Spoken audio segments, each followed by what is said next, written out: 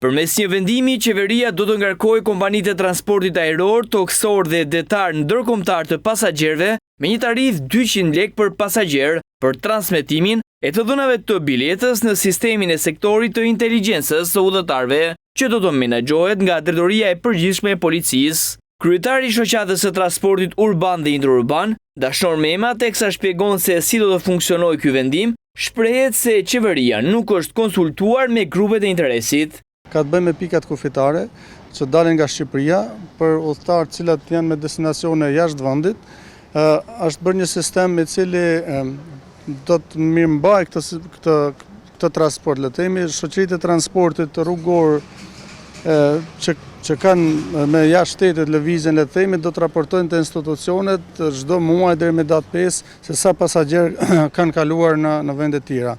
Për çdo pasagjer pastaj është një kosto në bazë që ka dalë edhe vendimi, le të themi, për këtë pjesë është 200 lekë për çdo pasagjer, e cila shkon për mirëmbajtjen e sistemit, administrimin e dhënave, kryqëzimin e dhënave elektronike me numrin e pasagjerëve, me operatorët. Padyshim që kjo është një kosto e shtuar, nuk ka patur konsultime, si çdo herë në fakt edhe në shumicën e rasteve shumë vendime apo udhëzime dalen nga kjo fazë që nuk ka një, le të themi, një bashkëveprim midis grupit interesit apo institucioneve, por bën politika nga institucione në kurrës të një kategorie, në këtë rast të transportit, pa marrë parasysh mendimet apo vështirësitë që janë transportuesit. Mema ngre shqetësimin se kjo rritje bileta për kompanitë rrezikon që tarifa t'i shtohet udhëtarëve në biletat e tyre dhe të paguajnë më shtrenjtë. Kjo është një kosto ekstra për operatorin, edhe nuk është e përfshirë të taksat tradicionale që me mësuar të temet e të vëshëja, të infitimi apo taksa vendore të bashkive. Kjo është një taks ekstra, nduke është e vogël për transportin ndërkombëtar, por marrë parasysh nga volumi njerëzve që mund të kesh, është një kosto e cila ndikon drejt për drejt tek operatori ekonomik që ofron këtë shërbim. Mbetet për të parë, por më shumë gjasa kjo do t'i faturohet çmimit final të biletës, që do të thotë,